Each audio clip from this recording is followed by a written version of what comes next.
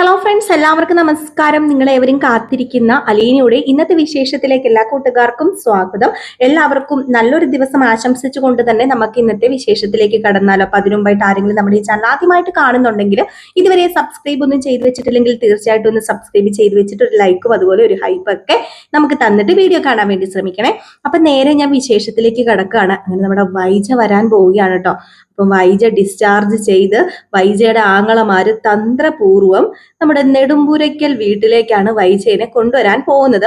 അപ്പൊ അതിനെക്കുറിച്ചുള്ള വിശേഷമൊക്കെ ഞാൻ ഇന്നലെ പറഞ്ഞിട്ടുണ്ടായിരുന്നു. അപ്പം പറഞ്ഞു പോറാക്കുന്നൊന്നുമില്ല, നേരെ നമുക്ക് ഇന്നത്തെ വിശേഷത്തിലേക്ക് കടക്കാം. അങ്ങനെ മനു നെടുമ്പുരയ്ക്കൽ വീട്ടിലെത്തിയിരിക്കുകയാണ്. അങ്ങനെ മനു നെടുമ്പുരയ്ക്കൽ വീട്ടിലെത്തി നമ്മുടെ ബബിതയോട് കാര്യങ്ങളൊക്കെ ഇങ്ങനെ ഓരോന്നായിട്ട് ചോദിക്കുകയാണ്, രോഹിത്തിനെ കുറിച്ചും.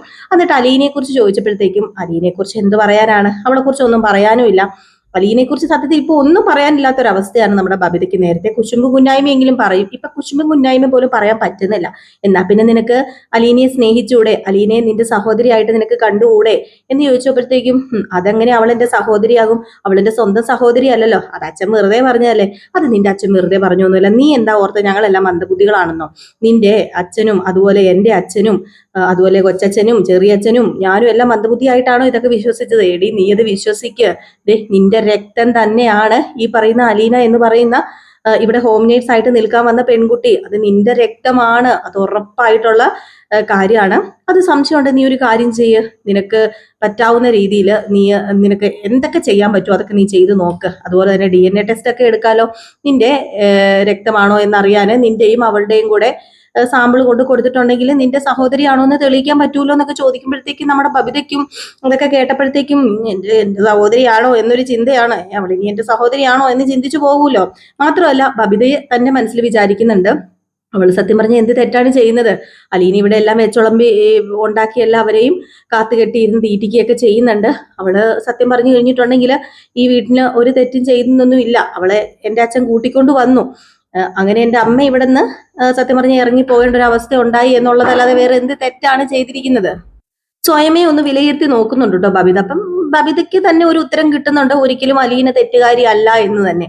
ഏതായാലും ഇത് കഴിഞ്ഞ് പിന്നെ കാണിക്കുന്ന സീൻ എന്ന് പറഞ്ഞു കഴിഞ്ഞിട്ടുണ്ടെങ്കിൽ നമ്മുടെ അലീനയെ കാണാനായിട്ട് മനു പോവാണ്. അപ്പം അലീന എവിടെയോ സിറ്റ് ഔട്ടിലോ അതുപോലെ തന്നെ വർക്ക് ഏരിയയിലൊക്കെയാണ് ചാൻസ് കൂടുതൽ കാണാനുള്ളത് എന്നൊക്കെ പറഞ്ഞത് കൊണ്ട് തന്നെ അലീനെ ഇങ്ങനെ തപ്പിപ്പിടിച്ച് പോയപ്പോഴത്തേക്കും അലീന അവിടെ എന്തൊക്കെയോ വർക്ക് ഏരിയയിൽ കാര്യങ്ങളൊക്കെ ചെയ്തുകൊണ്ട് ഇങ്ങനെ ഇരിക്കുകയാണ്. അപ്പം അലീനോട് ചോദിച്ചു, അതെ വിശ്രമമൊന്നും ഇല്ലേ? ഏത് നേരവും ഇങ്ങനെ പണിയായിട്ട് അടുക്കളയിലും വർക്ക് ഏരിയയിലൊക്കെ തന്നെ കൂടുകയാണോ? വിശ്രമമൊന്നും ഇല്ലേ? അതെ ഇങ്ങനെയൊക്കെ നടന്ന് പണിയെടുക്കരുത് കേട്ടോ, കുറച്ച് വിശ്രമിക്കുകയൊക്കെ വേണമെന്ന് പറഞ്ഞപ്പം എന്ത് വിശ്രമം മനുവേട്ടാ, വിശ്രമിക്കുന്നൊക്കെ ഉണ്ടെന്നേ എനിക്ക് വിശ്രമമില്ലായ്മയൊന്നുമില്ല, എങ്കിലും ഇവിടുത്തെ കാര്യങ്ങളൊക്കെ ചെയ്യണ്ടേ. അതുകൊണ്ടാണല്ലോ ഞാൻ ഇവിടെ ഇല്ലായിരുന്നെങ്കിൽ ഉള്ളൊരവസ്ഥ ഒന്ന് മനുവേട്ടൻ ചിന്തിച്ച് നോക്കിക്കേ. ഏതായാലും ഞാനിവിടെ വന്നതുകൊണ്ട് എനിക്ക് ഇതൊക്കെ ചെയ്യാനായിട്ട് സാധിക്കുന്നുണ്ടല്ലോ.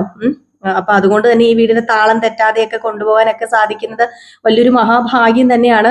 അപ്പൊ അതിന്റെ ഇടയിൽ വിശ്രമിക്കാനോ അങ്ങനെ ഒരു നേരമൊന്നും ഞാൻ നോക്കി കണ്ടുപിടിക്കാറൊന്നും ഇല്ല എന്ന് പറയുമ്പോൾ അങ്ങനെയൊക്കെയുള്ള നേരമൊക്കെ നോക്കി കണ്ടുപിടിക്കണം അലീന.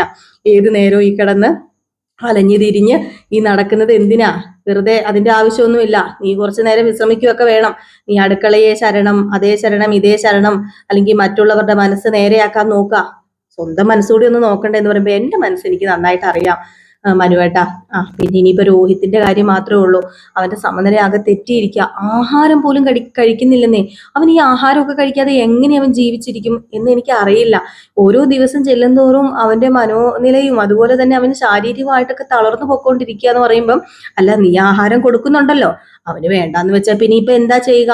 കൊച്ചു കുഞ്ഞാണെങ്കിൽ പുറകെ നടന്ന് വാരി കൊടുക്കാൻ 2 തല്ല് തല്ലിയ കഴിക്കാന്ന് വെക്കാം. ഇതിപ്പോ അവൻ മനഃപൂർവ്വം കഴിക്കാതിരിക്കുന്നതിന് നീ എന്ത് ചെയ്യാൻ അലീനാന്ന് ചോദിക്കുമ്പോ, എങ്കിലും അതൊക്കെ കാണുമ്പോൾ എനിക്ക് സങ്കടം തോന്നുക. എന്റെ സഹോദരനല്ലേ, അവന് ആഹാരം കഴിക്കാതെ ഇങ്ങനെ ഇരിക്കുമ്പോഴൊക്കെ സത്യത്തിൽ ഒരുപാട് വിഷമമുണ്ട്. എങ്കിലും എന്തെങ്കിലും ഒരു ദിവസം ശരിയാകും എന്ന ഒരു വിശ്വാസത്തോടു കൂടിയാണ് ഞാൻ മുന്നോട്ടേക്ക് പോകുന്നത്. അല്ല നീ ഒരു കാര്യം അറിഞ്ഞായിരുന്നു അലീന? എന്ത് കാര്യം മനുവേട്ടാ? അത് പിന്നെ നിന്റെ ശത്രു വരാൻ പോവാ. എന്റെ ശത്രുവോ? എന്റെ ശത്രു ആര്? നിന്റെ ശത്രു അല്ല, പക്ഷെ നിന്നെ ശത്രുവായിട്ട് കാണുന്ന ഒരാളുണ്ടല്ലോ ഈ വീട്ടില്. ആരാ? മേഡമാണോ? മേഡം എന്ന് വിളിക്കുന്ന നിന്റെ അമ്മ. അയ്യോ മനുവേട്ട പതുക്കെ പറ, ബബിതയ്ക്ക് അപ്പുറമുണ്ട്, അവര് കേട്ടാല്. ഇനി കേട്ടാൽ എന്താ, കേട്ടില്ലെങ്കിൽ എന്താ? അതെ, എത്ര നാളും മറച്ചു വെക്കാൻ അലീന. ഞാനാണെങ്കിൽ അങ്കിളിനോട് പറഞ്ഞതാ ഈ സത്യമൊക്കെ അങ്ങ് വിളിച്ചു പറയാന്ന്. അങ്ങനെയെങ്കിലും നിന്നോടുള്ള ആ ഒരു മനോഭാവത്തിനും മാറ്റം ഉണ്ടാകുമെങ്കിൽ മാറ്റം ഉണ്ടാകട്ടെ എന്ന് ഓർത്ത് തന്നെയാ ഞാന് സത്യങ്ങളൊക്കെ പറയാന്ന് പറയുന്നത്. പക്ഷെ അങ്ങനെ പറഞ്ഞിട്ട് കാര്യമില്ലല്ലോ. അച്ഛൻ ഒരിക്കലും അതിന് സമ്മതിക്കില്ലല്ലോ. അച്ഛൻ സമ്മതിക്കൂലെന്ന് മാത്രമല്ല, ഞാൻ കാരണം ഒരു കുടുംബം തകരാൻ ഞാനും സമ്മതിക്കത്തില്ല. അതുകൊണ്ട് വേണ്ട മനുവേട്ടാ, വേണ്ട. സത്യങ്ങളൊക്കെ ഇപ്പൊ ആരും അറിയണ്ട. അത് തന്നെയാ നല്ലത്. അല്ല, അമ്മ ഇങ്ങോട്ടേക്കാ വരുന്നതെന്ന് ആര് പറഞ്ഞു? ആ, എല്ലാവരും കൂടി ഇങ്ങോട്ടേക്ക് കൊണ്ടുവരാനൊക്കെയാണ് നോക്കുന്നത്. ഇങ്ങോട്ടേക്ക് വരാനാണ് ചാൻസ് കൂടുതൽ. അല്ല, അവിടെ മേഡം ഒരു റൂം ഇട്ടിട്ടുണ്ടെന്നോ ഫ്ലാറ്റിലേക്കാ പോകുന്നതെന്നോ? അല്ല, ഇപ്പൊ മേഡത്തിന് നടക്കാൻ പറ്റുമോ? ഫിസിയോതെറാപ്പി ഒക്കെ ചെയ്തില്ലേ? പിന്നെ ആന്റിയുടെ മനക്കെട്ടി വല്ലാത്ത മനക്കെട്ടി തന്നെയാ. തൊലിക്കെട്ടിയും മനക്കെട്ടിയും വല്ലാതെ ഉണ്ടല്ലോ. അപ്പൊ അതുകൊണ്ട് മനസ്സിനൊരു ധൈര്യം ഉള്ളത് കൊണ്ടാണ് പെട്ടെന്ന് ഇത്ര പെട്ടെന്നൊക്കെ ഫിസിയോതെറാപ്പി ചെയ്ത് നടക്കാനൊക്കെ പറ്റിയത്. ആ, അത്രയ്ക്ക് കട്ടിയുള്ള മനസ്സാണല്ലോ. ഏതായാലും ഇങ്ങോട്ട് വരും. വന്നു കഴിഞ്ഞാൽ നീ എന്ത് ചെയ്യും? വന്നു കഴിഞ്ഞാൽ ഞാൻ എന്ത് ചെയ്യാനാ? വന്നു കഴിഞ്ഞാൽ എനിക്കൊന്നും ചെയ്യാനില്ല മനുവേട്ടാ. വന്നു കഴിഞ്ഞിട്ട് ഞാനും മേഡവും തമ്മിൽ ചിലപ്പോൾ ഇവിടെ ഒരു മത്സരം തന്നെ നടക്കായിരിക്കും. ഞാൻ മത്സരിക്കാനൊന്നും പോകൂലേ, മേഡം എന്നോട് മത്സരിക്കും. അത് ഉറപ്പായ കാര്യം തന്നെയാ. ഇനിയിപ്പം മേഡം ഇവിടെ വന്നില്ല എങ്കിൽ ഞാൻ ഒരു പക്ഷേ ഈ വീട്ടിൽ കണ്ടെന്ന് വരില്ല. ഞാൻ പോയേനെ. ഞാൻ ഒരിക്കലും ഈ വീട്ടിൽ നിൽക്കില്ല. മേഡം ഇവിടെ ഉണ്ടെങ്കിൽ എങ്ങനെയെങ്കിലും ഞാൻ പിടിച്ചു നിൽക്കുന്ന പറയുമ്പോൾ മേഡം നിന്നെ നിർത്തുമെന്ന് നിനക്ക് തോന്നുന്നുണ്ടോ? ആ, വൈജാന്റിയുടെ സ്വഭാവം എനിക്ക് നന്നായിട്ട് അറിയാം. നിനക്കിനി ഇവിടെ ഇരിക്കപ്പുറതി നിക്കപ്പുറതി ഒന്നും കാണത്തില്ല. ദേ, നീ പണി ചെയ്തോണ്ടിരിക്കുന്നുണ്ടല്ലോ. ഒന്ന് ശ്വാസം വിടാൻ പോലും സമയം തരുമെന്ന് എനിക്ക് തോന്നുന്നില്ല എന്ന് പറഞ്ഞപ്പോ അതിനിപ്പോ എന്താ, അതിന് പ്രശ്നമൊന്നുമില്ല. മേഡം എന്ത് വേണമെങ്കിലും പറഞ്ഞോട്ടെ. മേഡം ഇങ്ങോട്ടൊന്ന് വന്നാ മതി. മേഡം ഇങ്ങോട്ട് വന്ന് അച്ഛനും ഒക്കെ ആയിട്ടൊന്ന് പഴയതുപോലെ ഒന്ന് അവര് സെറ്റായി ഒന്ന് പോയാൽ മതി എന്ന് മാത്രമേ ഉള്ളൂ മനുവേട്ടാ. അത് മിക്കവാറും നടന്നത് തന്നെ. അതൊന്നും ഈ ജന്മത്ത് നടക്കാൻ പോകുന്നില്ല. അതെ, നിന്ന് വർത്താനം പറഞ്ഞ സമയം പോയി. ഞാനേ അങ്ങ് പോവാ. പിന്നെ ഇപ്പം വീട്ടിൽ നിന്ന് വർക്ക് ചെയ്യുന്നുണ്ട് ഇങ്ങനെ വരാനൊക്കെ സമയം കിട്ടുന്നത്. ഇനിയിപ്പൊ എനിക്ക് പോകണം, പോകാതിരിക്കാൻ പറ്റില്ല.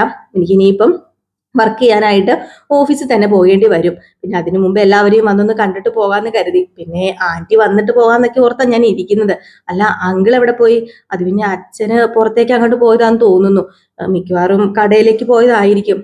എന്നാ പിന്നെ ഞാൻ വരട്ടെ അലീനെ. എന്തെങ്കിലും അത്യാവശ്യം ഉണ്ടെങ്കിൽ വിളിക്കാൻ മറക്കരുതേ. ഇപ്പൊ ഫോൺ വിളിയൊക്കെ കുറവാണല്ലോ. ഇപ്പൊ അത്യാവശ്യങ്ങളൊന്നും ഇല്ലാഞ്ഞിട്ടാണോ വിളിക്കാത്തത്?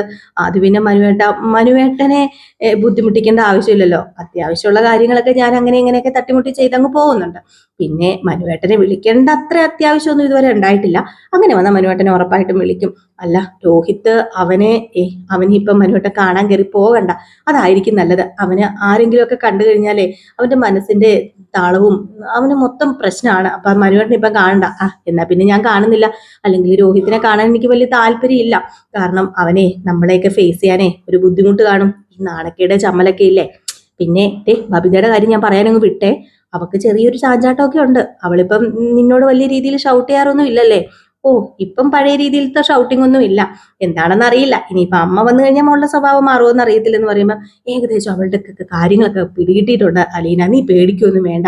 അവൾക്ക് പതുക്കെ പതുക്കെ കാര്യങ്ങളൊക്കെ മനസ്സിലായിട്ടുണ്ട്. അതുകൊണ്ട് അലീനെ നീ ഒന്നുകൊണ്ട് പേടിക്കണ്ട. ഇനിയിപ്പം നിന്റെ അമ്മയുണ്ടല്ലോ മനുവേട്ടാ, ഒന്ന് പതുക്കെ പറ. മേഡം ഉണ്ടല്ലോ, നിന്റെ മേഡം കൂടെ മനസ്സ് വെച്ച് കഴിഞ്ഞിട്ടുണ്ടെങ്കിൽ പിന്നെ എല്ലാ പ്രശ്നങ്ങളും അവസാനിക്കും. പിന്നെ ബാലചന്ദ്രൻ അങ്കിളിനെ പിടിച്ചു കേട്ടാൽ നിനക്കറിയാലോ. അത് പിന്നെ പ്രശ്നമുള്ള കേസല്ല. ഏതായാലും ഞാൻ പോയേക്കാണ്. ഇനിയിപ്പം അമ്മയും മക്കളും ഇവിടെ കിടന്ന് എന്തൊക്കെ പ്രശ്നങ്ങൾ ഉണ്ടാക്കുന്ന എനിക്കറിയില്ല. ഏതായാലും ഞാൻ പോയേക്കാം എന്നൊക്കെ പറഞ്ഞിട്ട് നമ്മുടെ മനു അലീനയോട് യാത്രയൊക്കെ പറഞ്ഞു പോവാണ് കേട്ടോ. അപ്പം കൃഷ്ണമോളും അവിടെ ഉണ്ടായിരുന്നു. കൃഷ്ണമോളോടും കുശലം ചോദിക്കുകയും പറയുകയും ഒക്കെ ചെയ്യുന്നുണ്ട് നമ്മുടെ മനു. അങ്ങനെ അലീനയോട് തമാശയും കാര്യങ്ങളൊക്കെ പറഞ്ഞു. അലീനയോടല്ല, കൃഷ്ണമോളും രണ്ട് തമാശയൊക്കെ പറഞ്ഞു. ഈ വിഷമങ്ങൾക്കിടയിലും ഒരു ചെറിയ തമാശയൊക്കെ പറയുന്നത് മനു ഒക്കെ വരുമ്പോഴാണ്. അപ്പൊ അങ്ങനെ തമാശയൊക്കെ പറഞ്ഞിട്ട് തിരിച്ചു പോവാണ് മനു. പിന്നെ നമ്മുടെ ഇതിനിടയിൽ ഒരു ചെറിയൊരു ഒരു മിസ്റ്റേക്ക് വന്നിട്ടുണ്ട്. നമ്മുടെ ബാലചന്ദ്രമേനോൻ ഉണ്ടല്ലോ, അവിടെ തന്നെ ഉണ്ടായിരുന്നു, പോയിട്ടില്ല. അപ്പൊ ബാലചന്ദ്രമേനോനാണെങ്കിൽ നമ്മുടെ മനുവിനോട് സംസാരിച്ചിട്ടാണ് അങ്ങ് മാറിയത് കേട്ടോ. അപ്പം ബാലചന്ദ്രമേനോട് മനു വേറൊന്നും അല്ല സംസാരിച്ചത്. നമ്മുടെ ബാലചന്ദ്രമേനോട് വൈജ വരുന്ന കാര്യത്തെക്കുറിച്ചും ഡിസ്ചാർജ് ആയിട്ട് വേറൊരു വീട്ടിലേക്ക് പോകുന്ന കാര്യത്തെക്കുറിച്ചും ഒക്കെ പറയുന്നുണ്ട് കേട്ടോ. അപ്പം ഇത് കേട്ട് കഴിയുമ്പോഴത്തേക്കും വെറും പുച്ഛം മാത്രമാണ് ബാലചന്ദ്രനുള്ളത്. അവൾ എന്താണെന്ന് വെച്ചാൽ കാണിക്കട്ടെ. അവൾക്ക് വേറെ വീട്ടിൽ പോകാനാ താല്പര്യമെങ്കിൽ അവൾക്ക് പോട്ടെ. അല്ലാതെ അവൾ ഇവിടെ ആരും നിർബന്ധിക്കുന്നില്ലല്ലോ ഇങ്ങോട്ട് വരാനായിട്ട്. പിന്നെ നിന്റെ ആന്റിയുടെ കാര്യം പറയേണ്ട ആവശ്യമില്ലല്ലോ. തലയിലും മുഴുവനും അഹങ്കാരത്തിന്റെ അഹന്ത ഇങ്ങനെ തളം കെട്ടി കിടക്കാണ്. അപ്പൊ അവളുടെ ഇഷ്ടം പോലെ എന്താണെന്ന് വെച്ചാൽ ചെയ്യട്ടെ. അവളിവിടെ വരുന്നതോ വരാതിരിക്കുന്നതോ അതൊന്നും എന്റെ ജീവിതത്തിൽ പ്രസക്തിയുള്ള കാര്യമല്ല. അവളൊരു സ്ത്രീ ആണോ എന്ന് തന്നെ എനിക്ക് സംശയമാണെന്നുള്ള രീതിയിലൊക്കെ സംസാരിച്ചിട്ടാണ് കേട്ടോ നമ്മുടെ ആരങ്ങോട്ടേക്ക് മാറി പോകുന്നത്, ബാലചന്ദ്രൻ അങ്ങോട്ടേക്ക് മാറിപ്പോകുന്നത്. അപ്പൊ ഒരു ചെറിയ മിസ്റ്റേക്ക് വന്നതുകൊണ്ട് ഞാൻ പറഞ്ഞാണ് കേട്ടോ, അപ്പൊ തിരുത്തി പറയണമല്ലോ. അപ്പം പിന്നെ കാണിക്കുന്ന സീൻ എന്ന് പറഞ്ഞാൽ മനു പോയൊക്കെ കഴിഞ്ഞിട്ടുള്ള ഒരു സീനാണ്. നമ്മുടെ രോഹിത് റൂമിൽ ഇങ്ങനെ കിടക്കാണ്. അപ്പൊ രോഹിത് റൂമിൽ ഇങ്ങനെ കിടക്കുന്ന ഭക്ഷണം ഒന്നും കഴിക്കാതെ തന്നെയാണ്, ഒന്നും കൊണ്ടുവച്ച് ഒന്നും കഴിച്ചിട്ടില്ല. പനിച്ചു വിറച്ച് ഇങ്ങനെ കിടക്കാണ് കേട്ടോ. പനി എന്ന് പറഞ്ഞിട്ടുണ്ടെങ്കിൽ നമ്മുടെ രോഹിത്തിന് ചുമയും പനിയും എല്ലാം കൂടെ ഒരുമിച്ചുള്ള ഒരു അവസ്ഥ, പനിച്ചു തുള്ളാന്നൊക്കെ പറയല്ലേ, ആ ഒരവസ്ഥ. അങ്ങനെ അലീന ആ റൂമിലേക്ക് രോഹിത്തിന്റെ അടുത്തേക്ക് കയറി ചെല്ലുകയാണ്. അപ്പൊ രോഹിത്തിന്റെ അടുത്തേക്ക് കയറി ചെന്നു, നീ എന്താടാ ഭക്ഷണം ഒന്നും കഴിക്കാത്ത, നീ ആരോടാടാ ഈ വാശി കാണിക്കുന്നതെന്ന് ചോദിച്ചപ്പോഴത്തേക്കും, ഞാൻ ആരോടും വാശി കാണിക്കുന്നൊന്നുമല്ല, എനിക്കിതൊന്നും വേണ്ടാന്ന് പറഞ്ഞല്ലോ എന്ന് പറഞ്ഞപ്പോ, നീ എത്ര നാൾ ഇങ്ങനെ കിടക്കും?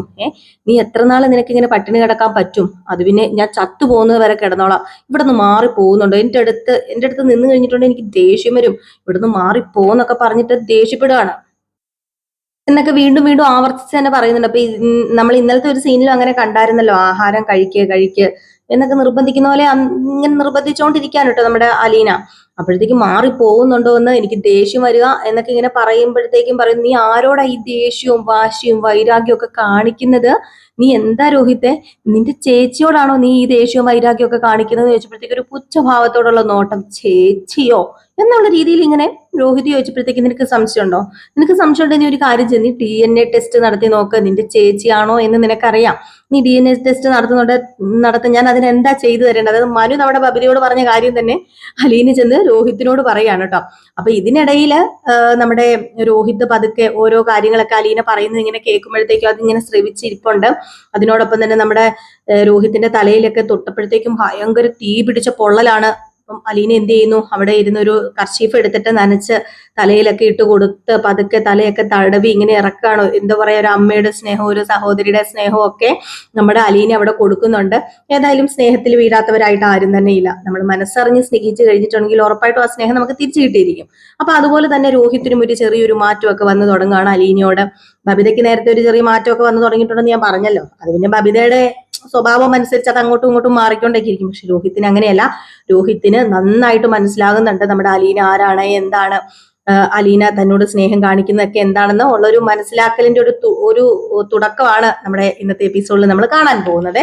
അപ്പൊ പിന്നെ കാണിക്കുന്ന സീൻ എന്ന് പറഞ്ഞു കഴിഞ്ഞിട്ടുണ്ടെങ്കിൽ, ഡോക്ടർ വന്ന് നമ്മുടെ വൈജയോട് ഡിസ്ചാർജിന്റെ കാര്യമൊക്കെ പറയാണ്. കുഴപ്പമൊന്നുമില്ല, ഇനിയിപ്പം പതുക്കെ, ഇപ്പൊ വീൽ ചെയറിന്റെ ഒന്നും ആവശ്യമൊന്നുമില്ല, നിങ്ങൾക്ക് വീൽ ചെയറിൽ മിക്കവാറും വീട്ടിലേക്ക് പോകേണ്ടി വരുന്നതാണ് ഞാൻ കരുതി. പക്ഷെ നിങ്ങളുടെ ഈ മനോധൈര്യവും നിങ്ങളുടെ ഈ മനഃശക്തിയൊക്കെ കാരണം നിങ്ങൾക്ക് അതൊന്നും ആവശ്യം വന്നില്ല. നിങ്ങൾക്ക് ഇനിയിപ്പം നേരെ പോകാം, എങ്ങോട്ടേക്ക്, വീട്ടിലേക്ക് പോകാം, നടന്നു തന്നെ പോകാം. നിങ്ങളുടെ ആ മനോധൈര്യം കൊണ്ടായിരിക്കാം, നിങ്ങളുടെ ആ മനസ്സിലെ ആ ഉറച്ച വിശ്വാസം കൊണ്ടായിരിക്കാം, പിന്നെ നിങ്ങളുടെ പ്രാർത്ഥന കൊണ്ടായിരിക്കാം, എന്തുകൊണ്ടും ഞങ്ങൾ വിചാരിക്കുന്നതിനപ്പുറം ഒരു മിറാക്കിൾ തന്നെ സംഭവിച്ച പോലെ തന്നെയാണ് തോന്നുന്നത്. നിങ്ങൾക്ക് ഇപ്പൊ നടക്കാൻ പറ്റുന്നുണ്ടല്ലോ, ഫിസിയോതെറാപ്പി ഒക്കെ നല്ല രീതിയിൽ ചെയ്താൽ ഇനി ഇമ്പ്രൂവ്മെന്റ് ഒക്കെ ആകും എന്നൊക്കെ പറയാണ്. ഏതായാലും ഈ സമയത്ത് നമ്മുടെ വൈജയുടെ കയ്യിൽ ഒരു താക്കോലുണ്ട്, പുതിയ ഫ്ലാറ്റിന്റെ താക്കോല് നമ്മുടെ വൈജയുടെ കയ്യിൽ ഇരിക്കുകയാണ്. വൈജയ്ക്ക് എത്രയും പെട്ടെന്ന് ഫ്ലാറ്റിൽ ഒന്ന് ചെന്നാൽ മതിയെന്നേ ഉള്ളെന്ന് തോന്നുക. ആ ഒരു സന്തോഷത്തോടു കൂടിയാണ് ഇരിക്കുന്നത് കേട്ടോ. അങ്ങനെ വൈജയ്ക്ക് ഭയങ്കര സന്തോഷമൊക്കെ ഉണ്ട്. ഏതായാലും എന്താണ് സംഭവിക്കാൻ പോകുന്നത് നമുക്ക് കാത്തിരുന്ന് തന്നെ കാണേണ്ടിയിരിക്കുന്നു കേട്ടോ. നമ്മുടെ വൈജ ഇനിയിപ്പം നെടുമ്പുരയ്ക്കൽ എത്തിക്കഴിയുമ്പോഴത്തേക്കും ഒരു ഭൂകമ്പം തന്നെ അവിടെ സൃഷ്ടിക്കും. അലീനയെ നിർത്തിയല്ല പൊരിക്കാൻ പോകുന്നത്, കിടത്തിയല്ല പൊരിക്കാൻ പോകുന്നത്, ഓടിച്ചിട്ട് പൊരിക്കാൻ ചാൻസ് ഉണ്ട് നമ്മുടെ അലീനയെ. അലീന പിന്നെ ഇതൊന്നും ചെവിക്കൊള്ളാൻ വഴിയില്ല. ഈ സമയത്ത് പിന്നെ കാണിക്കുന്ന ഒരു സീന് നമ്മുടെ കൃഷ്ണമോളെ തന്നെയാണ്. കൃഷ്ണമോൾക്ക് ഒരു വിശ്വാസം ഉണ്ടല്ലോ അലീന രോഹിത്തിനെ മാറ്റിയെടുക്കുന്നത്. അപ്പൊ അതിനെക്കുറിച്ച് സംസാരിക്കുന്ന കുറച്ച് സീനുകളൊക്കെ ഉണ്ട്. നമ്മുടെ കൃഷ്ണമോള് അലീനയോട് കൃഷ്ണമോള് പറയുന്നുണ്ട്, ഉറപ്പായിട്ടും നമുക്ക് നമ്മുടെ ആങ്ങളെ മാറ്റിയെടുക്കാനായിട്ട് സാധിക്കും, അവൻ മാറും. അപ്പോഴത്തേക്ക് നമ്മുടെ കൃഷ്ണമോളും പറയുന്നുണ്ട്, എനിക്ക് ആ ഒരു വിശ്വാസം ഉണ്ട് ചേച്ചിനെ കൊണ്ടേ മാറ്റിയെടുക്കാൻ പറ്റത്തുള്ളൂ. രോഹിത്തേട്ടൻ മാറും, രോഹിത്തേട്ടനെ മാറ്റിയെടുക്കണം. പഴയ രോഹിത്തേട്ടനെ അല്ല, പുതിയൊരു രോഹിത്തേട്ടനെ തന്നെ നമുക്ക് തിരിച്ചു പിടിക്കണം. അതിന് അലീന ചേച്ചി വിചാരിച്ചിട്ടുണ്ടെങ്കിൽ സാധിക്കും. പക്ഷെ അമ്മ വരുവാണല്ലോ, ഇനിയിപ്പോ ഇവിടെ എന്താ നടക്കാൻ പോകുന്നത് എന്ന് സത്യം പറഞ്ഞിട്ടുണ്ടെങ്കിൽ അമ്മ വരുന്ന ഓർക്കുമ്പോൾ പേടിയാകുക. ഇങ്ങോട്ടേക്ക് അമ്മ വരണ്ടാന്ന് വരെ തോന്നിപ്പോവാന്ന് പറയുമ്പോൾ, മോളെ അങ്ങനെയൊന്നും നീ പറയരുത്, കാരണം നിന്റെ അമ്മ ഇങ്ങോട്ട് തന്നെ വരണം. അല്ല വന്നു കഴിഞ്ഞിട്ടുണ്ട് അലീന ചേച്ചി, ഞങ്ങളില് രണ്ടിലൊരാളെ ഇവിടെ നിൽക്കുള്ളെങ്കിൽ ഉറപ്പായിട്ടും നിന്റെ അമ്മ ഇവിടെ നിൽക്കും, ഞാൻ പോകും, അത് തന്നെയാണ് ഞാൻ മനുവേട്ടനോട് പറഞ്ഞിരിക്കുന്നത്. അലീന ചേച്ചി പോയി കഴിഞ്ഞാൽ എങ്ങനെയാണ് അലീന ചേച്ചി ശരിയാകുന്നത്? അലീന ചേച്ചി പോകരുതെന്ന് പറഞ്ഞപ്പോഴത്തേക്കും അലീന ചേച്ചി ഇല്ലാതെ ഇവിടെ ശരിയായ ഒരു സമയം ഉണ്ടായിരുന്നല്ലോ. അലീന ചേച്ചി ഇല്ലെങ്കിലും ഈ വീട് വീടാകുകയും അതുപോലെ നിന്റെ അച്ഛനും അമ്മയും നിങ്ങളും ഒക്കെ ഒത്തൊരുമിച്ച് പോയൊരു സമയം ഉണ്ടായിരുന്നല്ലോ. പിന്നെ എന്താന്ന് ചോദിക്കുമ്പോൾ എങ്കിലും വേണ്ട, എനിക്ക് എൻ്റെ അലീന ചേച്ചിയെ വേണം, അലീന ചേച്ചിനെയും എനിക്ക് എൻ്റെ ചേച്ചിയായിട്ട് തന്നെ എൻ്റെ കൂടെ എന്നും വേണം, എൻ്റെ ചേച്ചിക്കുട്ടിയായിട്ട് വേണം, ഇപ്പൊ എൻ്റെ അമ്മയായിട്ടും ഒക്കെ അലീന ചേച്ചി എൻ്റെ കൂടെ വേണം എന്നൊക്കെ ഇങ്ങനെ പറഞ്ഞ് കൃഷ്ണമോൾ അങ്ങ് ഇമോഷണൽ ആവുകയാണ് കേട്ടോ. അപ്പം ബബിത ഇടയ്ക്ക് കയറി വരുന്നുണ്ട്. ബബിത ഇടയ്ക്ക് കയറി വന്നിട്ട്, ഓ നിനക്ക് അമ്മ വരുന്നതിനേക്കാളും വലുതാണല്ലോടി ഇവളിവിടെ നിൽക്കുന്നത്, നിനക്ക് അത് മതിയായിരിക്കുമല്ലോ. ഓ ഇവളിവിടെ നിന്ന് ഇറങ്ങിപ്പോയി കഴിഞ്ഞിട്ടുണ്ട് ഈ വീടിന് സ്വൈര്യവും സമാധാനവും ഉണ്ടാവുമെന്നല്ലല്ലോടി നീ ചിന്തിക്കുന്നത്, അമ്മ കയറി വരുമെന്നല്ലല്ലോടി നീ ചിന്തിക്കുന്നത്. നിനക്ക് അമ്മേനെ അല്ലേടി വേണ്ടതെന്ന് ചോദിക്കുമ്പോഴത്തേക്ക് എനിക്ക് അമ്മേനെ വേണം, എനിക്ക് എൻ്റെ ചേച്ചീനെയും വേണം, എൻ്റെ കൂടപ്പിറപ്പുകളെ എല്ലാവരെയും എനിക്ക് വേണമെന്ന് പറയുമ്പോൾ, കൂടപ്പിറപ്പോ? ആര്? ഇവളോ? ഓ പിന്നെ മനുവേട്ടനും വന്ന് കുറേ എന്നോട് പറഞ്ഞു ഇവള് കൂടപ്പിറപ്പാണെന്ന്. ഇവള് എവിടത്തെ കൂടപ്പിറപ്പാ? ഇവള് കൂടപ്പിറപ്പാണെന്നൊന്നും എനിക്ക് തോന്നുന്നില്ല. ചുമ്മാ അച്ഛൻ ഓരോന്ന് ചെയ്തു വെക്കുന്നതാ. അച്ഛൻ എന്താ, അച്ഛൻ ഇവളിവിടെ പിടിച്ചു നിർത്താനുള്ള ഐറ്റം വെക്കുന്ന എന്നൊക്കെ പറഞ്ഞപ്പോഴത്തേക്കും അലീന ചേച്ചി പറഞ്ഞങ്ങോട്ട് കൊടുക്ക്, രോഹിതേട്ടന് പറഞ്ഞ പോലെ. അതെ ഒരു കാര്യം ചെയ്യ, മനുവേട്ടനും പറഞ്ഞായിരുന്നല്ലോ ഒരു DNA ടെസ്റ്റ് അങ്ങോട്ട് നടത്താനായിട്ട്. ഒരു DNA അങ്ങോട്ട് എടുത്ത് നോക്ക്, അപ്പം അറിയാം ആരാ കൂടപ്പിറപ്പ് ആരാ കൂടപ്പിറപ്പല്ലാത്തതെന്നൊന്നും പറഞ്ഞ് നമ്മുടെ കൃഷ്ണമോള് 2-3 ഡയലോഗ്സ് ഒക്കെ അടിക്കുന്നുണ്ട്. അപ്പോൾ ഇതൊക്കെ കേട്ടോണ്ട് നമ്മുടെ ബബിത നിപ്പുണ്ട് കേട്ടോ. ഏതായാലും വൈജ വരാൻ പോവുകയാണ്, വൈജ വരാനിരിക്കുകയാണ്. ഗംഗാധരൻ എത്തുന്നുണ്ട് ഇന്ന്. ഗംഗാധരൻ എത്തി നമ്മുടെ ശിവശങ്കര മേനോനുമായിട്ട് സംസാരിക്കുന്നുണ്ട്. ഏതായാലും ഹോസ്പിറ്റലിലേക്ക് പെങ്ങളെ ഡിസ്ചാർജ് ചെയ്തിട്ട് കൊണ്ടുവരാനായിട്ട് ഹോസ്പിറ്റലിലേക്ക് പോകുന്നുണ്ട്. അപ്പോൾ അതിനെക്കുറിച്ചുള്ള കൂടുതൽ വിശേഷമൊക്കെ ഞാൻ ഇന്നലത്തെ എപ്പിസോഡിൽ തന്നെ പറഞ്ഞിട്ടുണ്ടായിരുന്നു. അതാട്ടോ കൂടുതൽ വിശദീകരിക്കാത്തത്. അപ്പം നമ്മൾ ഇന്ന് ചിലപ്പോൾ നമ്മൾ ഈ പറഞ്ഞ വിശേഷം ഇന്ന് ചിലപ്പം പകുതിയൊക്കെ കാണിക്കത്തുള്ളായിരിക്കും, ബാക്കി നാളെ ഒക്കെ ആയിരിക്കും കേട്ടോ. നാളത്തെ ഭാഗവും മറ്റന്നാളത്തെ ഭാഗവും ഒക്കെ ആയിരിക്കും കാണിക്കുന്നത്. ഏതായാലും നമുക്ക് കാത്തിരിക്കാം സംഭവിക്കാൻ പോകുന്നത് എന്തൊക്കെയാണെന്ന്. അപ്പം നിങ്ങളുടെ എല്ലാവരുടെയും സപ്പോർട്ട് നമുക്ക് ആവശ്യമാണ് കേട്ടോ. അപ്പം നിങ്ങൾ തീർച്ചയായിട്ടും നമ്മുടെ വീഡിയോ ഇഷ്ടപ്പെടുന്നുണ്ടെങ്കിൽ ഒരു ലൈക്കും ഒരു ഹൈപ്പും, നിങ്ങൾ വീഡിയോ തുടങ്ങുമ്പോൾ തന്നെ ഒന്ന് ഒരു ലൈക്ക് അടിച്ചിട്ട് ഒരു ഹൈപ്പ് കൊടുത്തിട്ടും കാണാൻ വേണ്ടി ശ്രമിക്കുക കേട്ടോ. ഇനിയിപ്പം നേരത്തെ അടിക്കാൻ മറന്നു പോയവരുണ്ടെങ്കിൽ ഇപ്പോൾ ഒന്ന് ഹൈപ്പും ലൈക്കും കൂടെ ചെയ്തിട്ട് പോകണം. ആദ്യമായിട്ട് ആരെങ്കിലും കാണുന്നുണ്ടെങ്കിൽ നമ്മുടെ വീഡിയോ ഇഷ്ടപ്പെടുന്നുണ്ടെങ്കിൽ തീർച്ചയായിട്ടും ഇഷ്ടപ്പെടുന്നുണ്ടെങ്കിൽ മാത്രം ഒന്ന് സബ്സ്ക്രൈബ് ചെയ്ത് വെക്കുക. സബ്സ്ക്രൈബ് ചെയ്ത് വെക്കുമ്പോൾ തൊട്ടടുത്ത ബെല്ലൈക്കണും കൂടെ എനേബിൾ ചെയ്യുകയാണെങ്കിൽ നമ്മളിടുന്ന വീഡിയോയുടെ നോട്ടിഫിക്കേഷൻ നിങ്ങൾക്ക് അപ്പോൾ കിട്ടുന്നതായിരിക്കും. എല്ലാവർക്കും tata bye bye, next video ആയിട്ട് കാണാം കേട്ടോ.